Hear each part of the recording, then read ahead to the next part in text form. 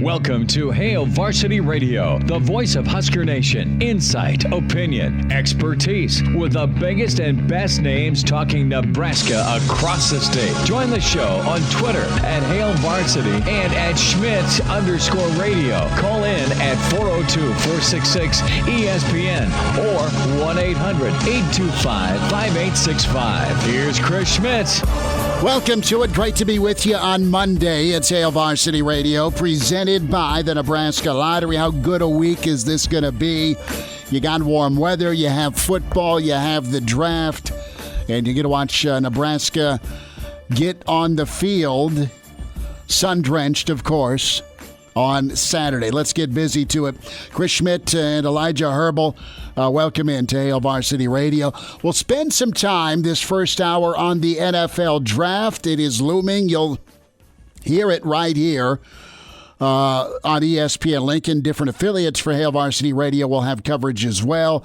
And the quarterbacks are the talk of the draft. And you've got some incredible skill people as well. Longtime friend of the show. He has worked with the best of the best quarterbacks the last 20 years. Steve Calhoun of Armed and Dangerous Quarterback Academy. Remember Steve from working with some of Nebraska's former quarterbacks.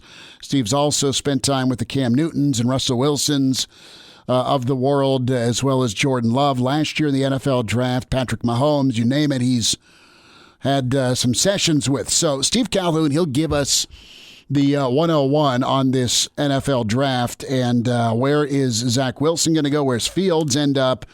And Trevor Lawrence, is he the real deal? And you can just look at him and go, well, yeah, but the NFL is such a different animal. We'll see. So an extended sit-down with Steve Calhoun. We have not forgotten about Nebraska football and the spring game. We'll spend some time with Mr. Blackshirt himself, Charlie McBride, Mondays with Charlie. And yes, it is a monster visit weekend for the spring game. Greg Smith will have us the latest on visitors. How are things going for Nebraska in the recruiting cycle for 2022 and 2023? And we'll start off with baseball before we get into some football thoughts. Nebraska did not have their best. It looked easy peasy to start out yesterday as the Big Red jumped out 6-0, but they struggled. A lot of walks, a lot of inconsistency on the mound. And you know what? That's what makes Nebraska so fun this year, is even when they're not at their best, they find a way to win. And this is a series that could have gone sideways for Nebraska. Tough outing for them on 4-2. Not much run production. They found a way. And listen, I listened to a lot of Friday night. They won 4-rip, and it was a bit of a sleepy offensive performance. I'm not knocking it. I'll take 4 runs. But they had to go extras, 12 to be specific, and they outlasted Michigan State 9-6. Roscom and Max Anderson doing their thing. Shea Shanneman was given that touchdown minus the extra point lead. He struggled, but the thing is Nebraska just, again, gritty over pretty, and Schwellenbach came in and able to hammer it down. We're talking 4 innings. That's a big ask, and he stepped up. It was so crucial for him to come in, impress on the mound, and you had not only his mound performance, but he got on base 4 times and scored 3. So that's a monster MVP. Nebraska has been rewarded as they are ranked in multiple polls come today. You have the Big Red finally getting their due, with Baseball America coming in at number 24. D1 Baseball has Nebraska coming in at number 22. Michigan dropping out of the rankings. Got a weekend series with Rutgers that'll be a great tag team with football. And then you have the Michigan series looming. Perfect game. Had Nebraska ranked 22nd last week. They are up to number 19. So Nebraska 20-7 overall, 1.5 game lead over Michigan in the Big Ten standings. You'll take it. And Nebraska played with a little bit of fire yesterday, but they found a way to get it handled. 6:30 and 4 o'clock Friday, Saturday, and noon on Sunday for Nebraska this weekend. Will Bolt, after the game, this was good to see us finish that thing off. it was a crazy game. Sometimes you got to go a little crazy, Elijah, and Nebraska found a way to get it handled. Gritty over pretty. That's been their mantra all year, and they had it. I mean, Michigan State got a runner to third, I believe, in the 11th inning, and Jackson Hallmark cut him down on the plate after an attempted sacrifice fly. That's not pretty, but that's gritty. You don't want to let that runner get to third, but the clutch gene it takes to be able to cut a guy down in the 11th inning going home, as soon as that ball comes off the bat, okay, I got to make a throw home here. It's weighing on you when that ball's in the air. To make the catch, throw it home, throw a strike home, and beat the guy by a good 3 strides. Great throw, and then the Huskers come out on top in the 12th inning, push across a couple runs. It's gritty. But you just hope that you got the home plate umpire to make the right call. How many games you ump this weekend? I had a triple header on Saturday, but I got Sunday off. Okay. So got my 3 in. Good. We are cranking up. And I'll say, didn't miss a single call all weekend. I know. You were perfect. Just ask me. So Elijah's behind the home plate. Now, we've got a doubleheader for the Lincoln A's tomorrow night in Hallam. I'm getting my second dose, so I will not be doing baseball, and then we've got a weekend tournament in Omaha. We'll be down in the rail yard for the spring game, a 10 to noon weekend edition of Hail Varsity Radio. That's pretty awesome. Also, goodies for you as we get closer to Memorial Day with ESPN and the Memorial Day kickoff. What we're going to do is play a sounder for you once each hour. You also hear it with Hooksy and Will Wilson mornings on ESPN. And what we've got going on is we'll take caller 9 to qualify you. What we're going to be giving away here on May 20th is a Weber Spirit E20 gas grill. That's from your friends at the Capitol Patio and Flame Shop. And also giving you some Capitol Patio rub and a Weber brush because you got to keep them grates able to cook the meat. And also you've got a $100 gift card to Campbell's Nursery and Garden Center. So something pretty and shadeful can get checked out in your yard, right? Spruce up the backyard, the landscaping, and we're going to give you phenomenal meat to put on said grill, a $100 gift card to Leon's Gourmet Grocer. Ooh. So that's the trifecta right there for you, the ESPN Memorial Day kickoff, and your chance to get qualified. Each hour can also log on ESPNLincoln.com. So if Paul Finebaum came to your home, would you offer him a steak of a piece of Nebraska's finest beef? I wouldn't let him in. I'd talk to him on the porch. Paul, you need to stay out there. I'd pour a bourbon with him. I'd have him over for dinner, and I'd just sit him down and educate him about Nebraska, because Finebaum, and this is enraged Nebraska fans, and this came out on 24/7, and I had friends that have worked down in Birmingham at WJOX radio, okay, or our old buddy Lars Anderson, of course, and Finebaum's doing a round table, and the topic of Nebraska came up.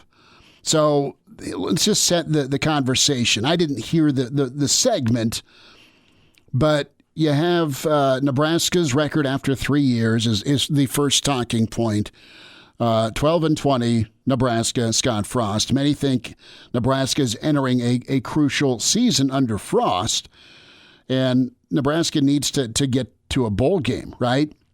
So vaunted SEC analyst Paul Finebaum doesn't believe Nebraska can ever get back to what they once were. And that's the hope, right? The hope is Nebraska gets back to contending for national championships. That's big picture hope, okay? And even with T.O., it's not that he didn't play for championships. Nebraska was in the conversation. But T.O., the first thing he said after they won in Miami was, hey, thank you for your patience. You've been waiting about 22 years for this. All right? Because it had been a couple of decades since you'd won it all. And then Nebraska went on an incredible run. It's been duplicated by Saban, but it's really hard. So Nebraska, meantime, right now, Nebraska needs to worry about beating Purdue and Northwestern. and Illinois and being in contention when November hits and ending the win streak to Wisconsin and Iowa.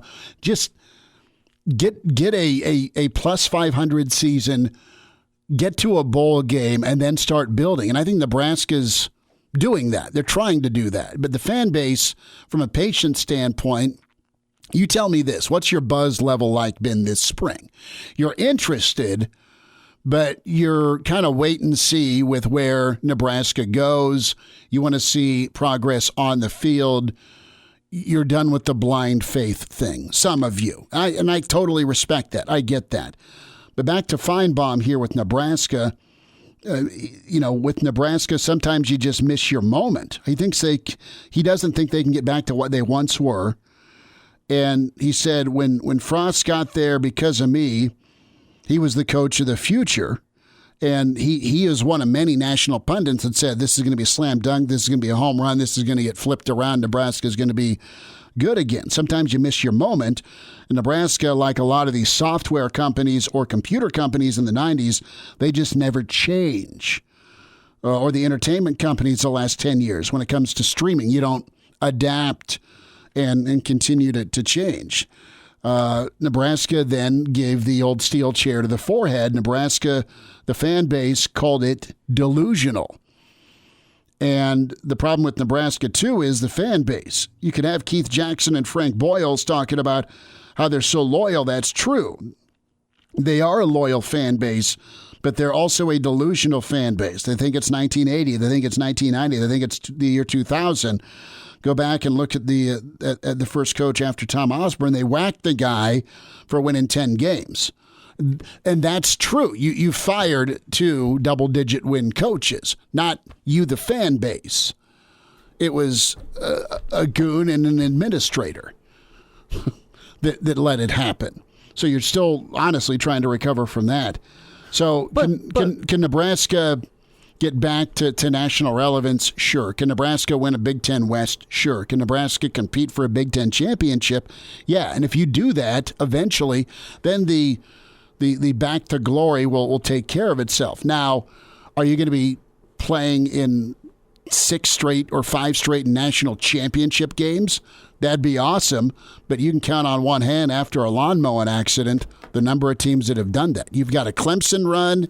You've had a bit of a USC run, all right, and you have had the Alabama run, all right, and it's been Clemson and Bama, and then Ohio State has won one, and they've been in the conversation, but even Ohio State's not cranked out consecutive championships or gone every other year. So I don't know that that's the hope, but I don't know that that's the bottom line expectation that Nebraska's got to be going 13-0 from the fan base every year. Or next year. Paul Finebaum just needs to stay in his lane and keep talking SEC, though. Because the thing is, in college football, Nebraska is still one of the most well-funded programs in the entire country. And at the end of the day, money is still going to rule. If you still have the money, you still have the ability to create a successful program. And he's going back to Nebraska firing Frank Solich. Okay, if Alabama had their next successor after Nick Saban go 10-2 and then 9-3, and he's losing that championship pedigree at Alabama, you better believe he's getting the boot too. If Ryan Day has a couple 9-3 seasons, he's getting the boot too. It's just what you expect from a top-level program. Well, and listen, I mean, what Saban's done is right there with what Bear Bryant did, and it was before Paul's time, so he's not out there beating his chest saying, well, the Saban guy is going to reinvent and recreate the era of dominance for Alabama like Bear Bryant did. Alabama went through 3 coaches between their last national championship, 1992, and their first one under Saban, and they had to go rip him off from Miami after he left LSU to go with the Dolphins for 8 seasons, right? So and Alabama had some bad years between 92 and 2009. They had a couple of great years, and then they got penalized for said great years because they cheated. So with Nebraska and Finebaum, I think if you want to get down to it, I think he was all over Auburn. He was all over the Auburn Central Florida matchup. I think he was really embarrassed by what Central Florida did to Auburn. He looked bad. He looked out of touch. And then there's Frost there on stage with him, probably side-eyeing him a little bit, picking against my team, because Frost was a centerpiece of the national championship game because Central Florida had gone 13-0. They were a story. They were a great football team. And they drilled the Auburn team that Finebaum was all over in a love fest with, the same Auburn team that beat his beloved Tide and beat his beloved Georgia when he had the All-SEC national championship game. So that there's a little bit of taking it personally to me with Finebaum when he goes in on Nebraska. I think he respects the program. I think he respects its history, and I think he understands the fan base.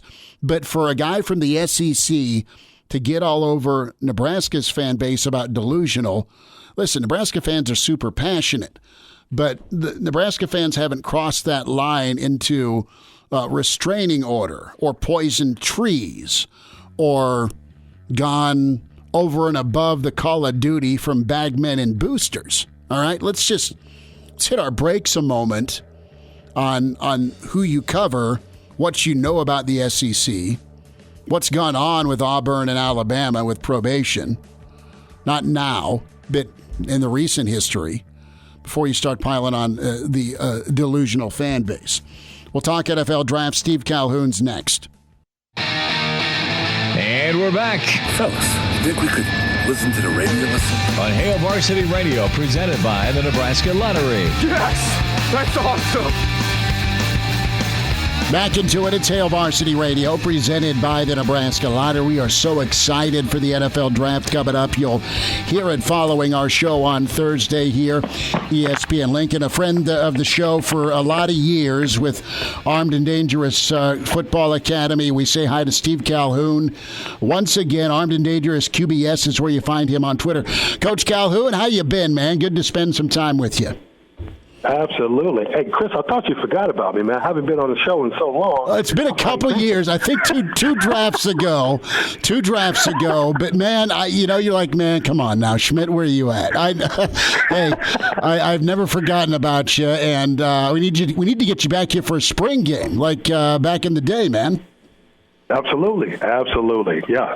Now, I mean, too, things are getting back to normal right now. Everybody's getting the vaccine shots, and they're starting to let a few more people into the stadium. So once I'm able to do that, I'm there. You're a happy guy, I bet. And you've been continuing to work with kids. And Steve, as you look at this 2021 NFL draft, we both know that quarterbacks are the prospects that have been under the biggest mic, and they're that way every year. I mean, quarterbacks are under the biggest microscope because it's such an impactful pick. And I'm interested in your take, and I want to start out with a guy that I loved watching, and I've talked to different college quarterbacks, coaches and just former coaches. Zach Wilson is where I want to start. We'll get to the rest of the crew at quarterback, but you know Zach pretty well because you've trained him.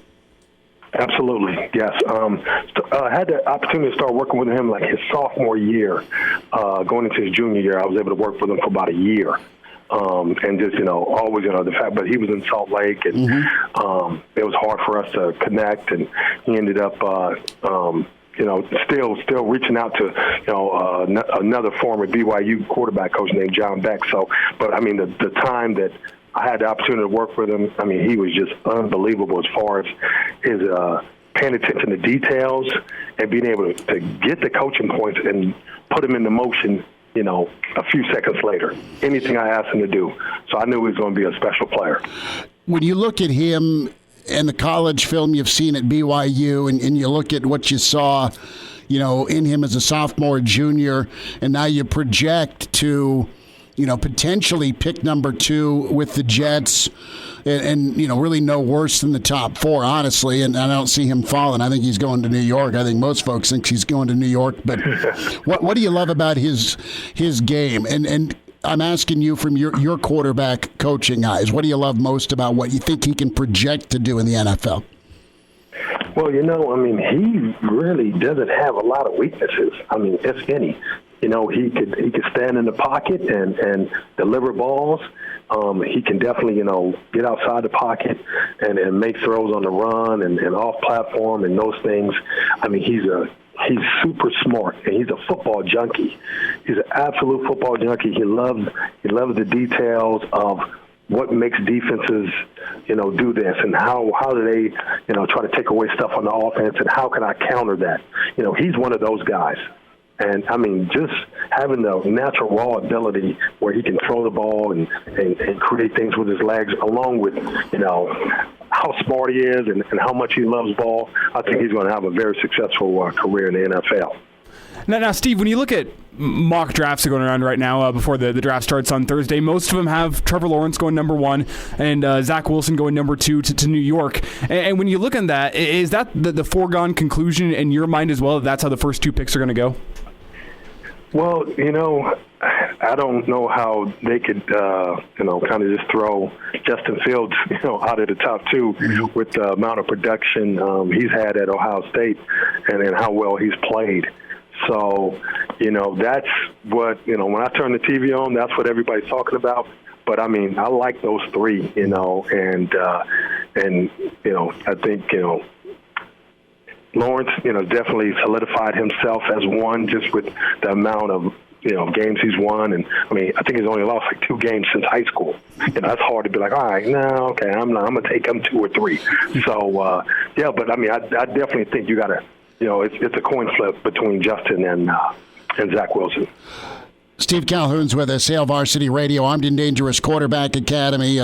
Steve, a longtime friend of the show, and he's tutored the best of the best in his career, from high school to college to the NFL. And more of his Jedis, as he calls them, are going to hear their name, in the first hour or so of the NFL draft, including Zach Wilson.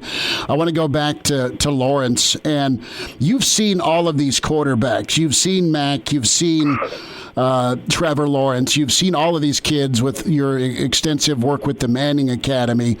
And correct. This is the duh question I always give you per interview, but what is it? What is it in your mind that's so special about Lawrence? Yes, the wins, but just from a mentality or a physical makeup.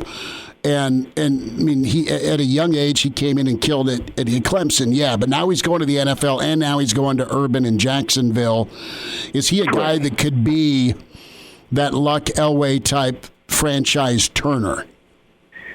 Well, you know what? I think he definitely has, the ability to, to be one of those guys. Mm-hmm. But hey, the NFL is such a crapshoot. It really depends on the talent around him. And hopefully it's Jacksonville. Like, we're already like, hey, he's going to be on Jacksonville's number 1 pick. Yeah. But whatever team, let's say it is Jacksonville, I think they're going to have to surround him with talent. Mm-hmm. Like Kansas City. Patrick Mahomes has a bunch of talent around him, and and the way he set up his contract to leave money on the table to pay other guys, because he knows it's an ultimate team game. So I think and they have that in mind, in Jacksonville, that they're going to do that. But he definitely has the ability to do that, and just his physical stature. When I first met him at the Manning camp, mm-hmm. like, he's all of 6'7", like all of them. And you just look and you go, wow, this guy's a quarterback. And then he can run and he can throw, and the way he could process information as far as going through his reads and stuff like that. You just don't see a lot of guys walking around like that with his ability. Let's talk about Justin Fields. And Fields did everything asked of him at Ohio State. Got to a championship game. I don't know that many people were going to beat that Bama team this year. They avenged the Clemson loss last year. And correct. Fields is so big and thick and fast. And what's your take on some of the smoke coming out against him? You know him. You've worked with him. And I know it's some of those teams that are hoping he falls into their lap. But there's been some real questions about character and leadership. What's your reaction to that? Well, unless you're in the building and in the locker room, I don't think you can believe any of that. I think you just have to, I know all the NFL teams are doing their due diligence as far as, having, he did 2 pro days, and, they're interviewing him and doing Zoom calls with him. So I think there's a lot of possible misinformation out there. And somebody from another team could be putting that out there to hope that he falls, and then they ended up getting him, and a little bit later in the first round. But you just don't know what to believe, with these drafts, coming up, and everybody has a mock draft. I thought you might have a mock draft, Chris. It's right between my ears, my man. That way we can erase. Yeah. You're the only one in the country that don't have a mock draft. But yeah, it's just kind of it's hard to believe what you're hearing. But from he's a great kid and he's an unbelievable competitor, and he has some physical traits that you just can't pass up. What do you like about Fields' personality, being around him? He's actually kind of quiet. He's kind of an introvert, and he's kind of quiet. But he is we would call him a quiet assassin, definitely. Call him a quiet assassin because, he is a super competitive guy, and he does not want to lose, and he will do anything in his possible to win a game. Definitely. So Steve, the consensus top three really is Trevor Lawrence, Justin Fields, and Zach Wilson. That's your top three in whatever order you want to have it. Which guys are falling after? I know you're hearing smoke and mirrors about maybe Mac Jones going to San Francisco. Trey Lance's name's popping up, Trey too. Lance as well. Who do you have beyond that top three? I definitely have, Mac Jones up there. Just what he has done, what he has accomplished at Alabama. It's hard just to okay, yeah. But I can understand why people are going, okay, he shouldn't be a top 5 guy or a first round guy because A.J. McCarron had a lot of success. The kid Coker, Coker quarterback. He wanted. So you go, all right. Hurts it's not hard to play quarterback. And Tua, and look, exactly. People think, okay, it's not hard to play quarterback at Alabama when you have so much first round talent around you. But you still have to throw the ball. You still have to make the right read. You still have to make the correct checks. As far as your protection. So I don't think everybody can just play quarterback. So I like him. I do. Trey Lance is definitely intriguing with his physical makeup. I think he's a raw player, raw quarterback, and hasn't had that many games underneath his belt at North Dakota State. But people are drafting on potential. But I think I have a sleeper that I had the opportunity to work with, Felipe Franks out of Arkansas. His physical stuff. He measured at 6'6.5" and 235, and ran 4.55 at his pro day. And he has a huge arm. So I have to give my guy Felipe Franks some love because I think he's going to be in that next 5. You got your first 5 coming up, who's everybody's talking about, and then you got the next 5. And I think Felipe is going to make some noise. But I like Trey Lance and I like Mac Jones. I like those guys, to get picked early because they do, they're really good quarterbacks. I look at Franks and what he did at Arkansas and his time at Florida, and also a guy that you kind of compare, if you can, your guy, Jordan Love last year that went real high in the draft, who you spent a ton of time with. The Green Bay said, all right, you're our next dude. And Green Bay's had a pretty good run of quarterback picks, and he's sitting behind Rodgers right now. But, when you look at Love's situation and also the Trey Lance, can you compare the guys? Because it feels a little bit. I know Lance is at North Dakota State and Love was a D1 guy, but are there similarities in their game that you see? Yeah, absolutely. They both have elite arm talent. Elite, and those are guys that that you see getting taken in the first round because they just can do some things with the ball and make some throws. And, the amount of velocity they can put on it and put it in tight windows, that really separates those guys at the top of the draft. So I definitely see a lot of similarities between Trey Lance and Jordan Love. Hang on, more with Steve Calhoun, more draft preview at Hail Varsity Radio. And now, back to Hail Varsity Radio. Steve Calhoun's with us here, Hail Varsity Radio. We're talking NFL Draft and Armed and Dangerous Quarterback Academy. You know Steve Calhoun from that, his work with past Husker quarterbacks and some of the who's who of the NFL Draft. This draft is potentially special with quarterbacks in 2021. We've kind of previewed. Steve, I'm going to get to a couple of guys that are having success in the NFL in a moment. I want to get your take because Armed and Dangerous Academy also works with skill guys. And yes, sir. Where are you at with what you've seen or heard about Pitts? Because Atlanta may pull the trigger. Dallas may trade up for him. There's a lot of teams that want Pitts to fall to them. And, man, you see the basketball influence in the NFL. And with that body and frame and athleticism, Pitts had an incredible year under Mullen, obviously. But, man, the projection to the NFL, I mean, it's been a long time since a tight end could go that high.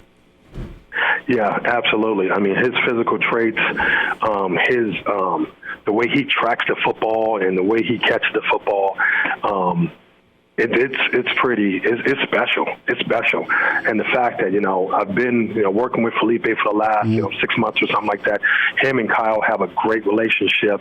And, he's told me many, many stories about Kyle Pitts and just how people call him a unicorn. Because he's an absolute matchup nightmare. Just you can throw the ball anywhere. And, he can track it and make those catches against any type of defense, whether it's, you want to put a safety on him or you put a corner on him. He's going to out-physical those guys. And just the size, 6'6", be able to run in the 4.4s or, he's really, really special. So anybody that's trading up to get him, they're doing it for a good reason because they're getting a special player. Coach, what's your take here on the two Bama wideouts, Waddle and Smith? And also, is there a guy better in this draft after the catch than Jamar Chase? Ooh, I'm glad you brought his name up. I haven't seen. I mean, those three right there. I mean, they are definitely top 15 picks. Mm-hmm. I mean, Jamar Chase, people kind of forgot about him a little bit because he opted out of the 2020 season. But you go back and put his 2019 tape on, and it matches up with anybody that's coming out of came out of college football. You got Devontae Smith, who he's unguardable. Mm-hmm. He's literally unguardable, and they played an all SEC schedule. And they say, but he's only 170 pounds, but you still got to catch him. You still got to try to put hands on him. And he's an unbelievable route runner. And he's he's like a quarterback at wide receiver because he understands defenses so well. Mm-hmm. And then you add in Waddle, and then the speed. I mean, that's another Tyreek Hill right there. Mm-hmm. The speed, he's going to be able to take the top off, and then any type of one-on-one matchup, he has a really good chance of winning. So, I mean, I'm excited to see where those guys go and see them play on the next level. And I'm a little bit, with my son playing for the Miami Dolphins, hopefully we'll get one of those guys to help our guy Tua out. Well, right. It sounds like that Miami they'll definitely snatch up Chase or Smith or Waddle, whichever one of the receivers is left. I mean, who knows what Cincinnati does if they go offensive tackle to help out Cincy's O-line situation, or if they reunite Burrow and Chase together. Steve Calhoun's with us, Armed and Dangerous Quarterback Academy, Hail Varsity Radio, at armedanddangerousfootball.com and at Armed and Dangerous QBS on Twitter is where you find Steve. So, two quarterbacks, as we say goodbye, you were really high on. I remember talking to you about both before the draft. You were all over Justin Fields because you've spent time with him, and man, his rookie year looked great. And all of us around here were like, okay, what's KC doing trading up for this Mahomes guy? He'd always go 5-7, at Tech, and they'd lose games 70-65. My oh my, because you worked with Patrick at the Manning stuff, and you saw. That's correct. Patrick's family, and man, wow, what a perfect fit for Andy Reid. Both guys, you were like Schmidt. They're both going to be nice, and while Mahomes has done a lot, the future looks good for Herbert. Comment on both those guys if you could. Yeah, I mean, both Justin and and Patrick, I mean, they're just unbelievable players.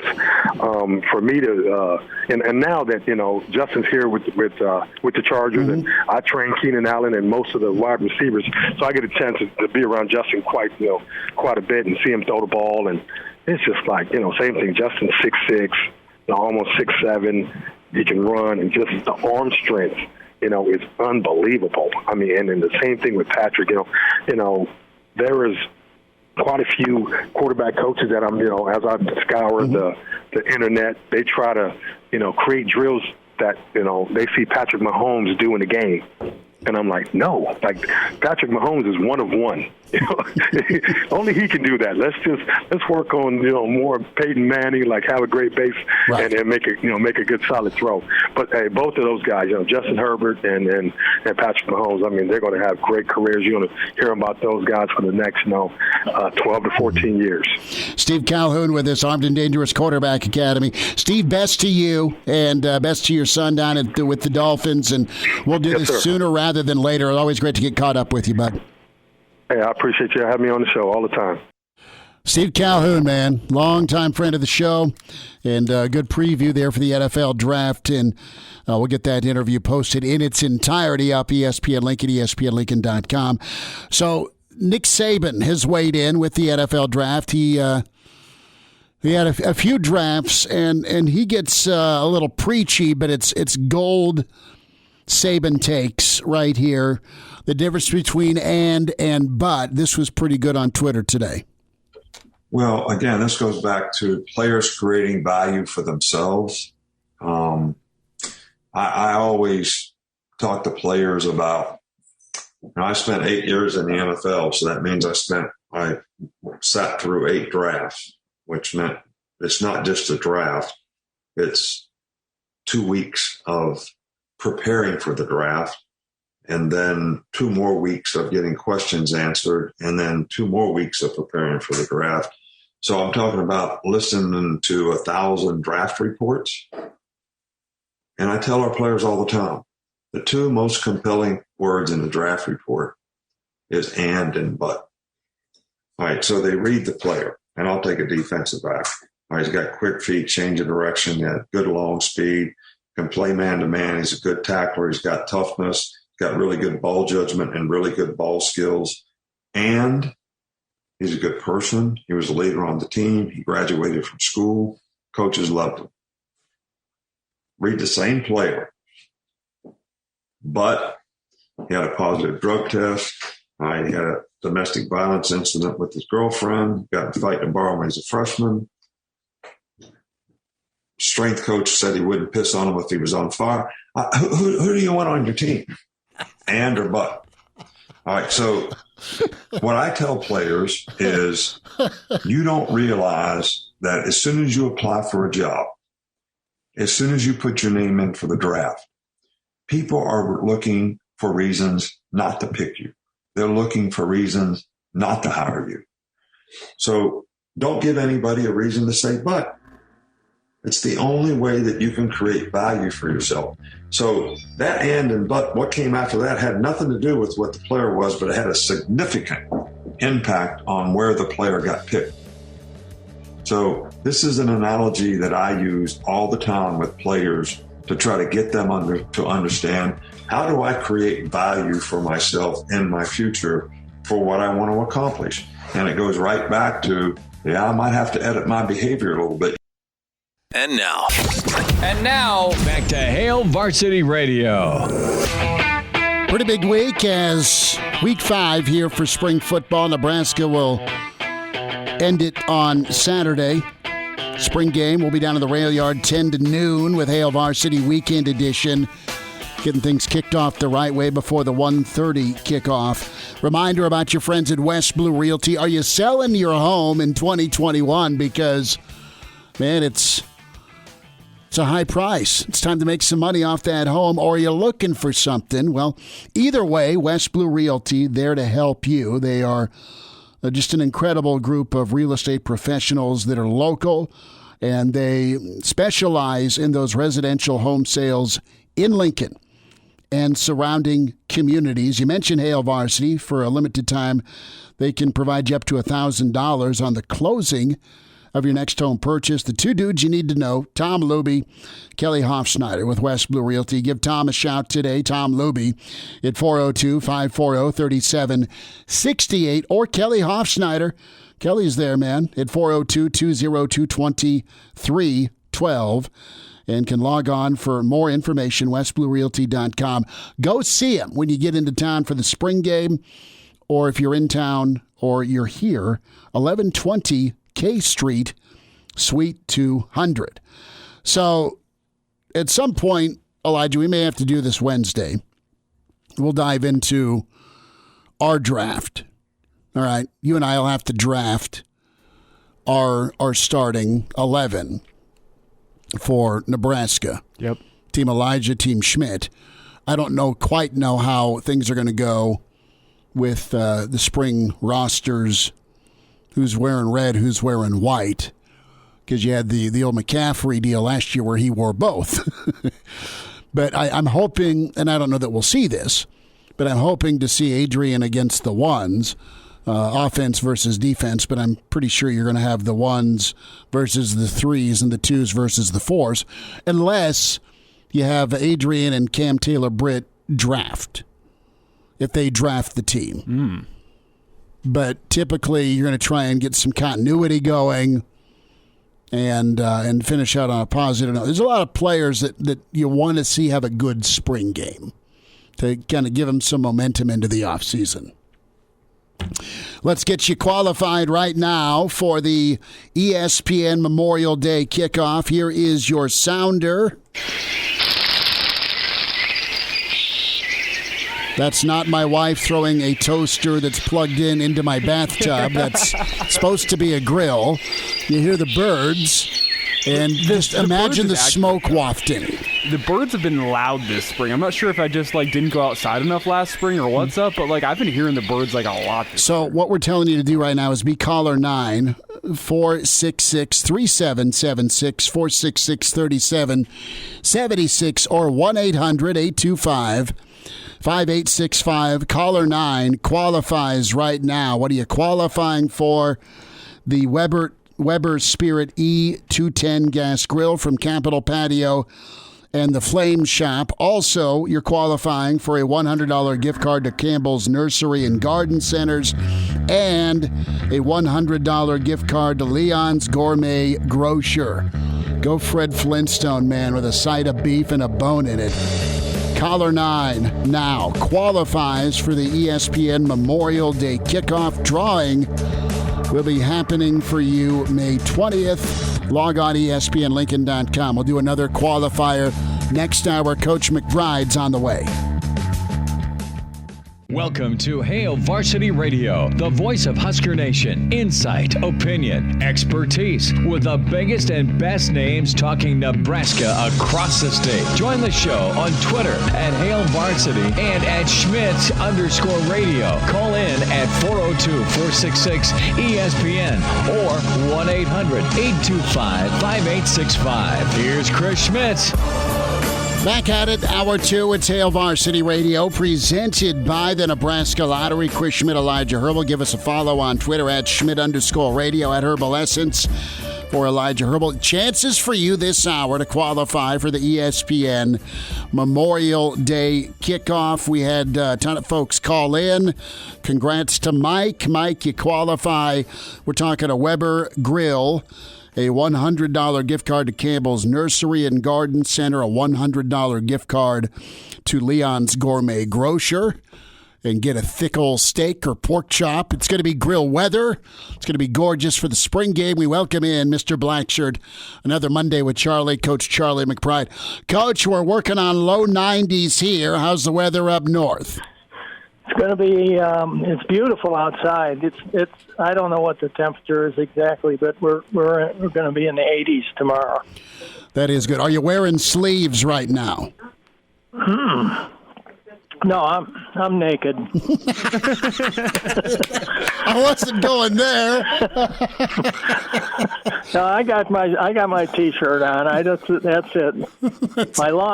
My Nebraska long sleeve T-shirt. I think maybe I'll have to put it away for the summer. You just yeah. No, I was just asking, are you wearing sleeves? And you said, nope, it's commando time. There we go. I had a guy finally ask me, do you ever put that shirt, or do you ever wash it, or do you ever put it away? I guess when I see the guy, I have it on all the time. So he thinks that's the only thing I own is a long sleeve Nebraska T-shirt. You probably have a few options, I would think, of long sleeve Nebraska. Did you? Hey, go ahead. Nothing. Kids took everything I had. When you have three boys, you don't come home with a new hat, okay? They get ripped. Oh wow. Oh, it's gone. Hey, with the Nebraska long sleeve though, that's high fashion now. It's Virgil good. Abloh using that. No, that's good. He's in front of the fashion trends here. I'm interested in. Did you have a superstitious shirt or a special hat or anything you wore during a game, a big game, or always? Well, no, the funny thing that I had is when my dad died, he had a tuxedo he had bought way back when, and it had three little diamonds in it, and one in the tie pin and one in the coat sleeve, and the cufflinks. Yeah. Mom gave us all three of the boys gave us one and put mine in my wedding ring. So sometimes when I didn't know what to call, I'd call the defense and rub my ring and tell my dad that he called it. So if you screw it up, But I mean, that's the only thing I had. I just, once in a while I used it because it was his, and and kind of nice to have. I love that story. You just rubbed the ring for Dad and Wistrom would get you a sack. That's right. I blame it on him then. Yeah, that's funny. Charlie McBride. He can handle it. That's good. I bet. Charlie McBride's with us Mondays with Charlie. Coach, what do you want to get out of spring football? Okay, it's a spring game. You've been working hard for 5 weeks. What are you hoping the team kind of gets out of this Saturday? Well, you hope fundamentally they improved a lot. That's probably the biggest thing. The other thing is how much they learned, but it's also a test when they come back. How much did you retain? Mm-hmm.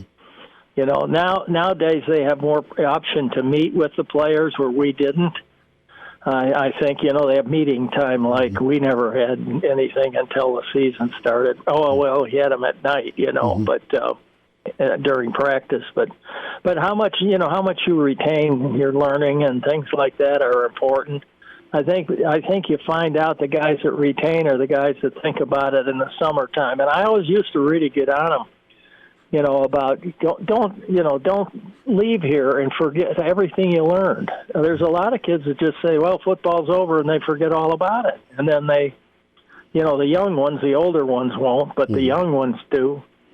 And then they come back and act like they don't, like they never did anything before. So you have to really remind them and tell them what the things they ought to be doing in the summer. And we didn't have a lot of handouts. We handed a notebook out at the beginning of the year, but not a lot of stuff during the year. And but we tried to fundamentally really get it down right, and then learn as much as you can about as far as the scheme, as far as the plays, concerned. Learned a lot of the offensive line had their blocking calls and things like that. That they had, and it's funny. The other thing is they think everybody thinks I signaled the defenses in, and then we got to a point later on where we had George was up in the press box, and instead of having me signal in the secondary, he just. Like I'd give the front and George would tell what coverage he wanted. Mm-hmm. and then we had our graduate assistant signal in. So we had actually two guys signaling, and my stuff was pretty nonchalant stuff. You know, I see a lot of guys jumping around the sideline acting like they're about half nuts. They got three guys standing together making fooling themselves for the whole game. How would you like to do that? I mean, that's no good. And it was really funny. Somebody said, well, did you ever hear anybody across the field? This was somebody from Oklahoma. Mm-hmm. Said, did you ever watch us across the field? I said, no, we had Kenny Walker. He just read your lips. Yeah, no kidding, right? Kenny was not only make it happen on the field. I never thought of that. I wasn't that devious. I never thought about doing that, but I'm sure he probably could have done it. That's funny. You know, that's pretty good. Yeah, we're just stealing your. We know what you're saying. Kenny's got it down. That's good. He was a great one to coach. I'll tell you that. There's a long story behind him. Well, tell me that story real quick. I remember, Gesundheit. I remember, Coach, you spending some time on just the recruitment of him because he was a hell of a basketball player, wasn't he? Yeah, he was. And, I mean, the thing was, he was one of those kids that really, really wanted to play a lot. I mean, really, it was really meaningful to him, the game. And, he came as a defensive end, and they decided he couldn't hear the calls, and he couldn't do this and couldn't do that. And then we decided, I said, well, let's make a defensive lineman out of him. We have a few calls, but a lot of the stuff is,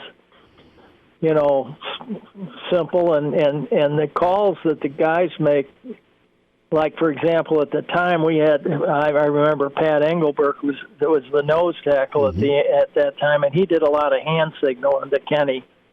When he got down in his stance, if there was something, very simple stuff that would make him come down over the guard, or, if we had a stun on or something, they did it themselves. I told them, I said, you guys do it yourself. That way, you'll know, what's right. Well, the hard thing about that nobody realizes with deaf people is hand signals in football. There are none. There's no words for blitzes, and there's no words for the things that we say. So, Mimi Mann, who was the heart and soul of Kenny Walker and I, but I mean, she did such a great job. They made up their own hand signals for meetings. So when I talked about something after a period of time, then Kenny knew, what I was saying. I mean, at first he was like, lost, but he was a good learner. I mean, he really was a good learner. But, we were running a slant defense, and that was, when he slanted, he was so fast. I mean, he was fast enough to be a back. Wow. He could fly, and he was, really, really, really strong and had really great strength in his hands. And those things really made him, well, I don't know if people really realize this, but he was the first and only All-American deaf kid there's ever been. He was an All-American, and he also, he was first team first team All-American. Yeah, he was incredible defensive tackle. And I remember they told me, and I went up and I thought, oh, this is going to be great. I'm going to tell Kenny, and I started tearing up before I couldn't even talk to him. Mm-hmm. I was, and he and I were both there, and God, he was so excited he didn't know what to do, and it was just a great feeling because when he came, they didn't know where to put him. Mm-hmm. They tried him maybe at linebacker, maybe at defensive end, everything else. Basically, he was a defensive end, I think, in high school. Mm-hmm. And, in high school, they don't have a lot of you get the defense, and that's pretty much it. You might have a couple of things, but in college, it's a lot different, especially when they have different fronts or different formations would give you a different front. Maybe you had a check to a special blitz or a special front, there's so many different things you can do. And it takes a lot of time to learn it, but he did. And, I mean, it was amazing. And she never came to practice. Wow. She was at the meetings all the time. So, you know, and the best thing Kenny did is I used to get mad at him. If I get mad at him and he knew I was mad, he'd just turn around and walk the other way. Like he That's pretty good. Everybody would just laugh. You know, it'd be... I'd get on him, and all of a sudden he'd just turn around and go the other way. He wouldn't even watch your. You know, he could read lips now. Yeah. You know, he was one of those kids that could read lips really good, and so. But he was a jewel. He was so much fun. Him and Mike Kroll going to Denver, and they did work in the NFL. Was great. Charlie McBride's with us. Yeah, go ahead. They were both so fast. I mean, it was Mike Kroll.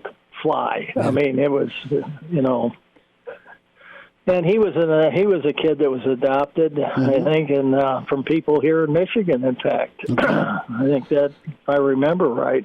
But anyway, it was that was a great kind of duo on the line for you, and they did well with Denver in the early '90s. Charlie McBride's with us, Coach. Got a couple of minutes here. You'll be watching the spring game. I asked you what you want to see the kids get out of Saturday. What do you? How does the breakdown go? How do you think they'll pick the teams for Saturday?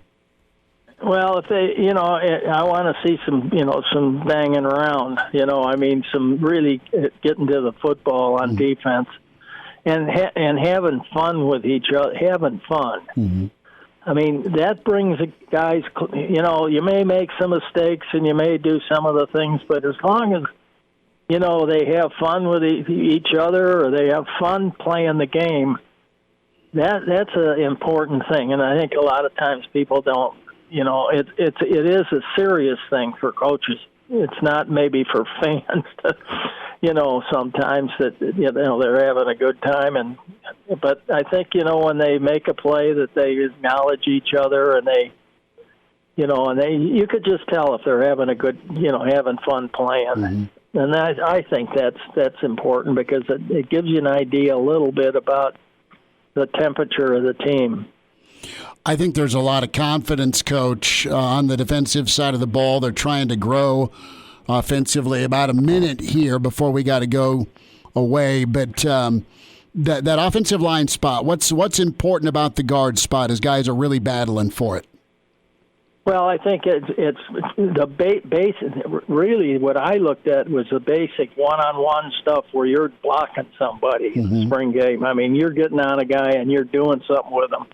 You're picking up a slant. You're picking up a stunt. You're pretty much the simple things. Now, there's going to be a lot of different blitzes you're going to see, and in the spring game, we normally didn't do a lot of that. So it was pretty much man-on-man, and it was, that's the way it was kind of a lot of times prepared for, If we did have a blitz, we had 3 blitzes in one game, and we decided in the meeting what they'd be, and of course Milt worked on them in practice the day before. Did you ever throw any surprises at TO on defense?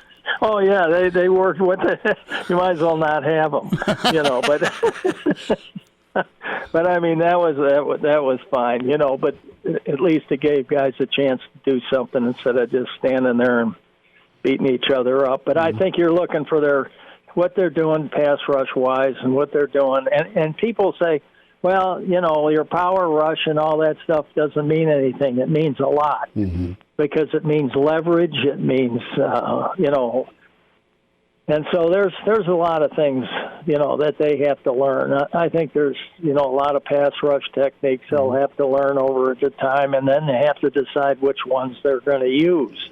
Because you can't use them all. You got to get yourself really honed in on, 1 or 2 techniques going, and then 1 or maybe a counter off of each one. So it takes some time to figure out what they're going to be.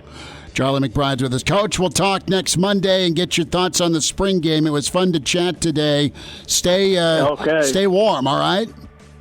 I'll do it. Have fun. You too. We'll talk soon. Get them rocking. Okay. Thanks, Coach. Okay, you bet. Bye now. And now, back to Hail Varsity Radio. That was a lot of fun to check in with the Mr. Blackshirt himself, Charlie McBride. Mondays with Charlie. Steve Calhoun previewed the quarterback and NFL draft selections here. Thursday is when the draft gets going. We welcome in recruiting insider with HailVarsity.com and magazine, Greg Smith. Greg, what's up? How are you? I am very well. I have the windows and doors open at home. I'm feeling good. Now, are you grilling tonight? I've got a kebab that's just been marinating, and I'm going to fire the old grill up shortly. Not that I'm counting down. I love what I do, but I mean, sure. There's a beer that needs to be poured and steak that needs to be eaten. Are you grilling later? Shockingly, I am not, because I just took advantage. I took advantage of yesterday and actually grilled for yesterday and today. So I did some sirloin steaks and then some chicken thighs, the boneless chicken thighs, which I've been in favor of over the breast here recently. So we grilled yesterday. And that's the way to do it, man. And it was great yesterday. My buddy Uncle Nate did the hind quarters. He fixed those for us and the other day, and that's the leg and the thigh with the bone, and that was... It's the best part of the chicken. That's magic. I mean, it's not that I hadn't had it before, but I'm usually a breast guy, chicken, and I've always been a chicken breast dude, but man, the hindquarters, they are incredible. Yeah, definitely. And it feels like those are like the quintessential summer barbecue chicken piece. Yeah, money. I just want to let you know, Chris, that I'm totally going to save that little soundbite there. Chicken. You have to. So if what part of the Nebraska football team is the hindquarter grill equivalent? If we can go grilling food for Nebraska football spring 2021 here, what's the hindquarter option of Nebraska football? So the best part of Nebraska football right now, probably the secondary. Okay. Followed by probably closely by the defensive line. I really like that defensive line, but I love the secondary. I think there's a lot of talent there. There's a lot of experience there. There's a great mixture of guys that have played pretty good football and guys that we've seen flashes from that you expect to continue to take steps. I think Travis Fisher's group are the hindquarter part of Nebraska football team. I love that. Way to roll with the punches. Greg, how important... How big is Saturday going to be? What's it going to mean? I mean, this last year has been this last year. You get the mix of weather, you get the mix of fans, and, you're going to have kind of a return to normalcy, we hope, on Saturday.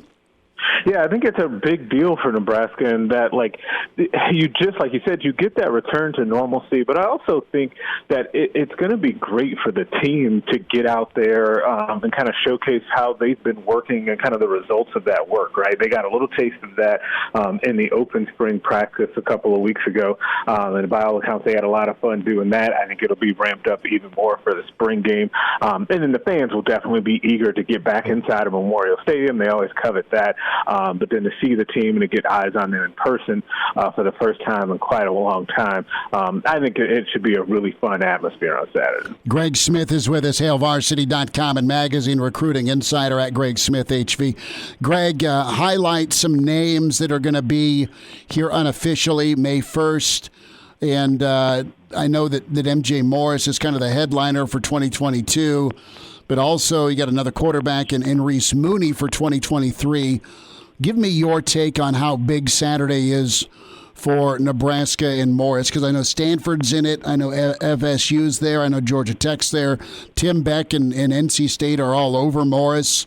How's Nebraska shaping up? What's Saturday going to do potentially for Nebraska's ability to land this quarterback?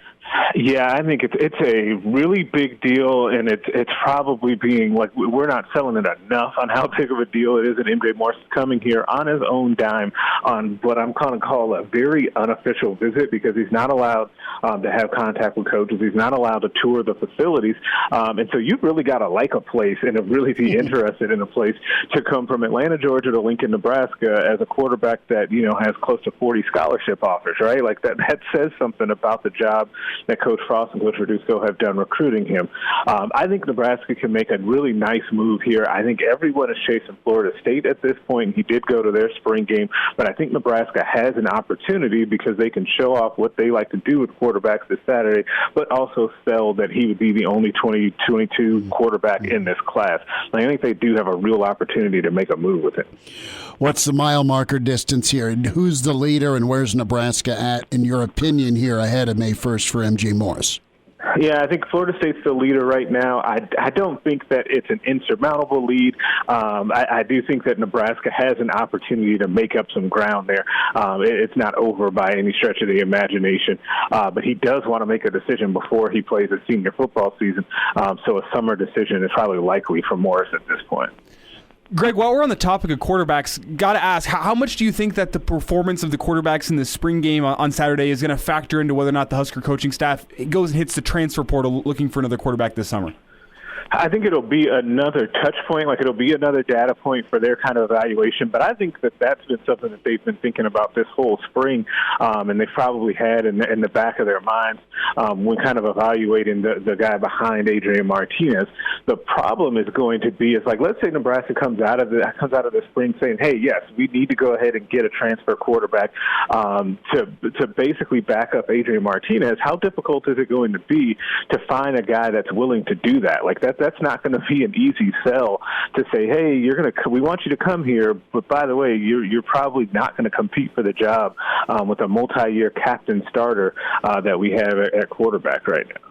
Greg Smith's with us. Greg, some other names that you're intrigued by here, the visitors list that you've got put together here for Saturday.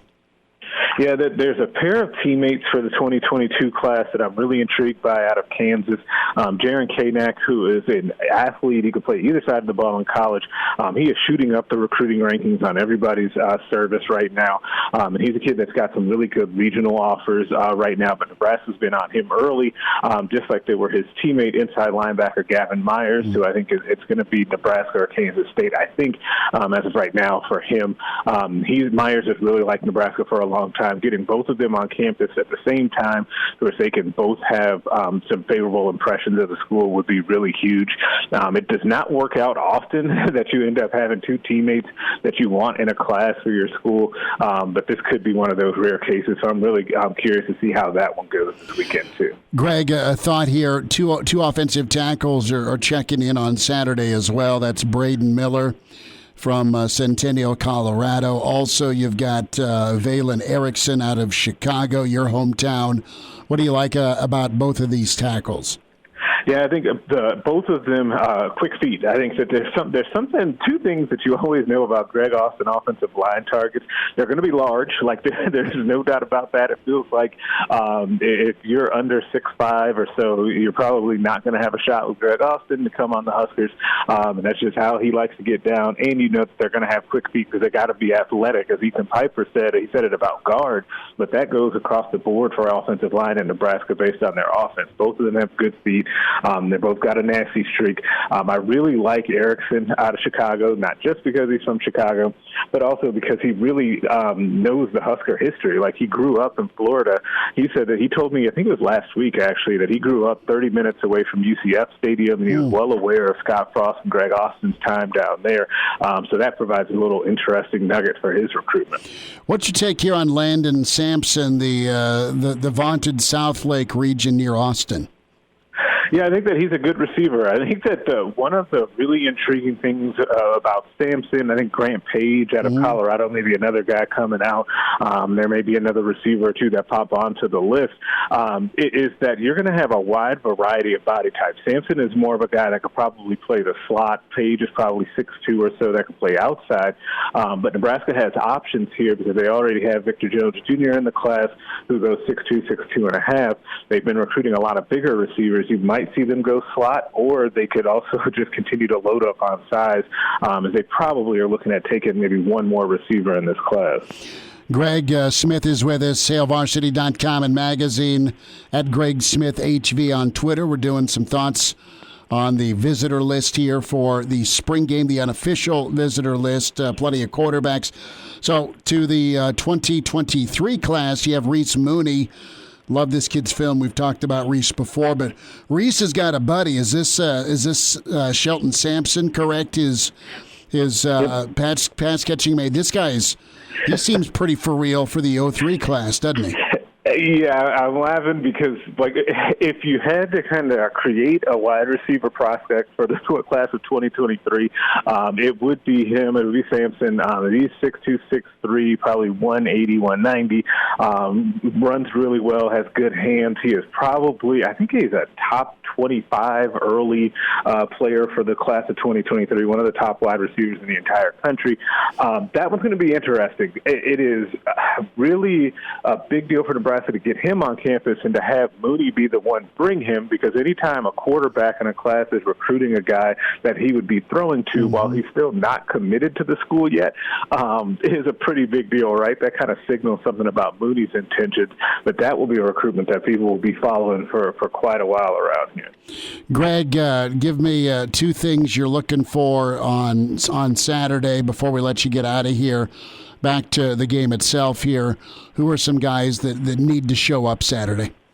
Yeah, I mean, I'll give you a position group. You need to see something from the running backs. I think that is going to be something. And I think that, like, I want to see the passing game, and I think I wrote for Hail Varsity that the wide receiver matchup versus the cornerbacks would be a lot of fun just because of all the talent. But really, we need to see something from the running backs after kind of having an up and down spring just based on availability from that. So I think that's one. And then I want to see the line play. I want to see offensive line, how Nebraska holds up, because you know that they're going to get a good test from that defensive line that has a lot of proven guys that can really play. So how does that offensive line gel and look in this football game? I think those are a couple of key areas I'll be watching. Okay, who are you taking with the pick? If you could add a quarterback to the Bears, who would you take? About 20 seconds. Oh, boy, if I get anybody in the draft. You get to pick anybody in the draft for your Bears. Who are you taking? I'll go ahead and take Justin Fields. I think that he's going to be dynamite in the NFL. I think he fits perfectly as where kind of the NFL is going with quarterbacks that need to have mobility. I don't understand why he's falling in the draft. And if you want a good rant on that, ask Derek Peterson about it the next time you have him on. Oh, we'll talk to Dr. Petey probably on Friday. We may commandeer you for a cocktail and a pop by for the Rail Yard Extravaganza weekend edition as we're down there getting things kicked off Saturday 10 to noon. So, Greg, we'll be following you and getting all the recruiting updates. Thanks for the time today, bud. Hey, thanks as always. Go enjoy that weather. Will do. There he is, Greg Smith with us on Hail Varsity. Chime in 402-466-ESPN or email the show, Chris@HailVarsity.com. Just try me. Back to Hail Varsity Radio. Good stuff today, Charlie McBride. Yes, he was fully clothed when he did the interview. As far as we know. I asked him if he was wearing sleeves. It was mid-'80s there in Michigan. He just said, nope, it's commando time. Good stuff from Greg Smith. Really fun sit-down with Steve Calhoun, Armed and Dangerous Quarterback Academy, quarterback tutor to some of the who's who in the NFL, and a lot of connections with this year's quarterback class. What do you believe with San Francisco and the Shanahan? It's not drama, but the secrecy and the uncertainty, what he said about Jimmy G today. You know, he was asked by ESPN insider Shefty, can you guarantee me that Jimmy G is going to be on the roster? And something to the effect, do we have it? Oh. That yes, I do. We may not see Sunday, but this was Shanahan's response in a presser today about his current quarterback that's 2 years removed from going to the Super Bowl, Jimmy Garoppolo. I can't guarantee that anybody in the world will be alive Sunday, so I can't guarantee who will be on our roster on Sunday. So that goes for all of us. What a terrible deflection. That's hilarious. Here's the reality. Shanahan's smart. Shanahan's talented. You look at that Atlanta offense that went to the Super Bowl and then blew a monster lead against New England. And then as soon as he was able to get to San Francisco and settle in and get Jimmy G, on top of what they've drafted defensively, and they've got Kittle at tight end and Mozart, and they've got a lot of weapons. And the thing about Jimmy Garoppolo is the guy is always hurt, period. 2 of the last 3 years. 24 starts in 48 games. Yep. You can't live with whoever your number 2 is because you're never going to have a number 2 good enough to sub in and consistently beat Arizona or Seattle or the Rams. You're just not to get to the playoffs. And he's PO'd at Jimmy's injury situation. On top of the fact, I think there was a point in the postseason when they went to the Super Bowl, he kind of quit trusting Jimmy G. Maybe Jimmy G got a little gun shy. Maybe he was dinged. I don't know, but they relied on a lot of running the football, all right? And their defense in San Francisco was really good. And I'll always think back to that overthrow in the Super Bowl. Yes. That's my defining Jimmy Garoppolo moment. He had a chance to ice the Super Bowl to win it against Kansas City. Yeah, and he overthrew his receiver, I'd even call it almost wide open receiver. What happened then? All it took was one deep hit by Kansas City, avalanche, Chiefs win. Yeah, momentum flipped. Yeah, and that was your knockout shot, and you missed. Yeah. So I think there's been a bit of a buildup, and to take Jimmy G with all the talent in the world, steal him from New England, and then get a Super Bowl out of it is impressive. But if you're San Francisco right now and you're Shanahan, what do you believe? I believe that they're left with good options, but not great options. Okay, I think Trevor Lawrence will be nice. I think that's obvious, and now you're on to plan B. And if you're San Francisco, do you like Wilson better than Fields? Do you think New York may take Fields instead of Wilson? What do you believe with San Francisco? Do you believe the Mac Jones? Here's the other thing I've heard, where the scouting with San Francisco really loves Trey Lance. The scouts want Lance as a Niner. But Mac Jones is who Shanahan wants.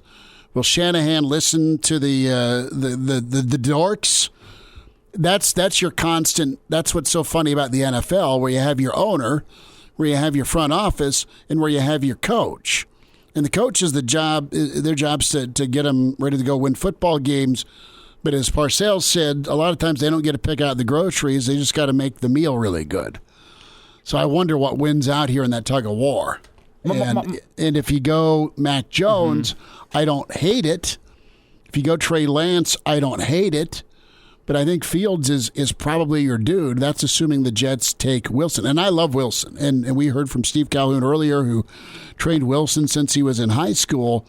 Wilson's elite. He's smart. And all of these guys, doesn't matter who it is, if they go to a garbage situation, that will determine their future, period. I mean, there's very few Lucks or Elways who go playoffs as soon as they get there. Same with Marino. Can I get my take on this? Yeah, please. I think the San Francisco team is in love with Justin Fields. I don't think you move up to the number 3 spot. No, they're going to take somebody, but they like him. That's their guy. I mean, you don't move up to that number 3 spot unless there's a guy you're in love with. And considering there's all this stuff coming about Justin Fields this, Justin Fields that, bad work ethic, what have you, I think that's them trying to make sure the New York Jets don't take Justin Fields at 2. Because I think Justin Fields should be the number 2 pick in this draft. Here's what I think. I think New England is putting out all sorts of dirt on Justin Fields, hoping that he'll free fall to them at 10. See, I think this or 15 is, or whatever it is. San Francisco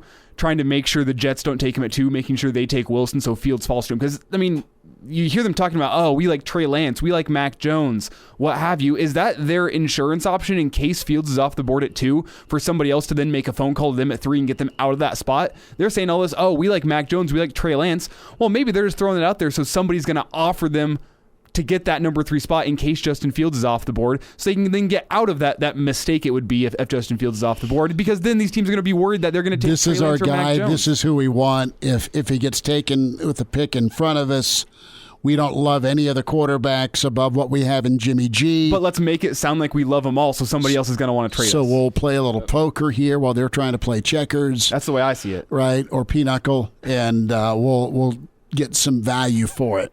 All right, let's get another faithful Hail Varsity listener qualified. Oh, there it is. Again, that is not toaster in bathtub. That is the sound of a grill. And what we're doing is the ESPN Memorial Day kickoff. We are qualifying you once an hour. Also doing so on the morning hookup with Hooksy and Will Wilson.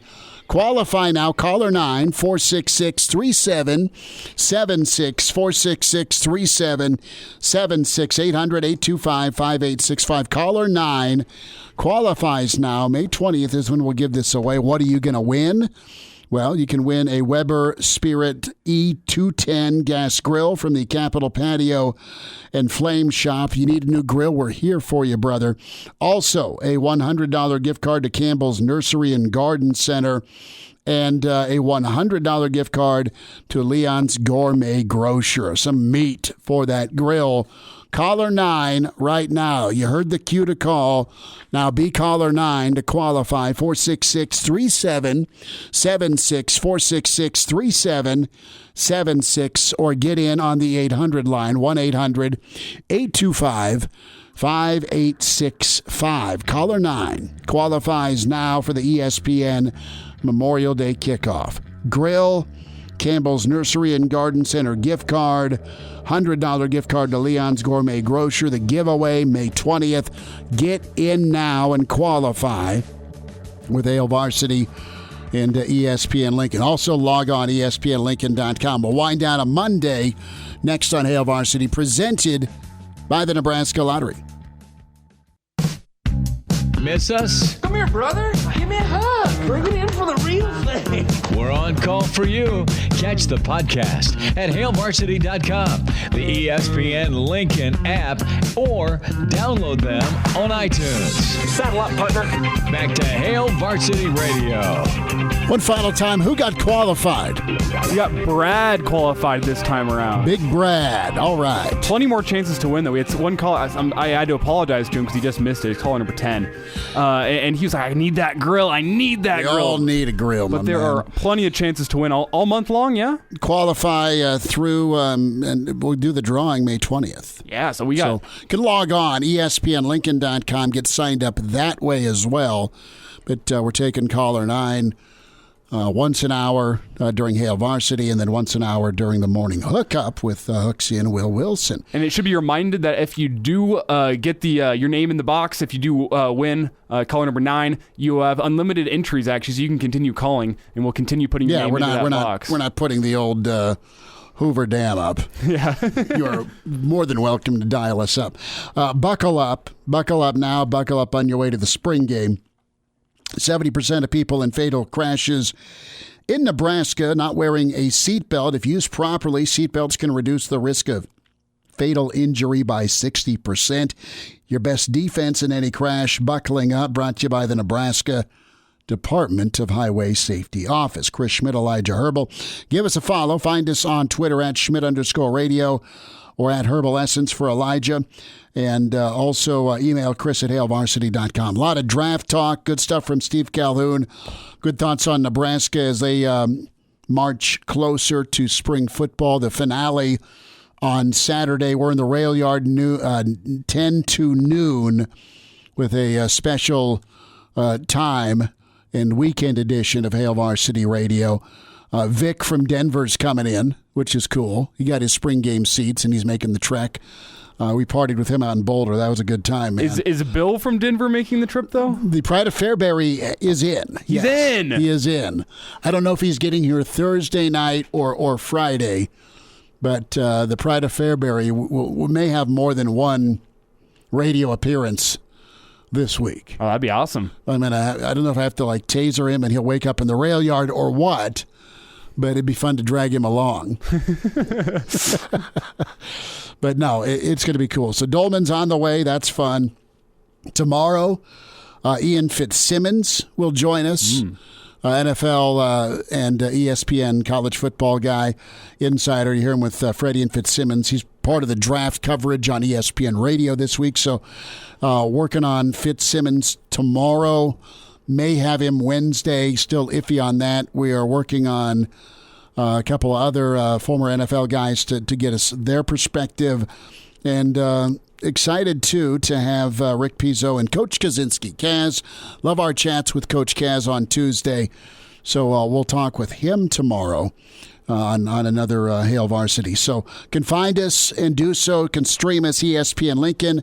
You are absolutely invited to get the podcast. Give us a review, good, bad, or ugly. You love us, you are annoyed by us, whatever you want. Give us a review. Give us the feedback.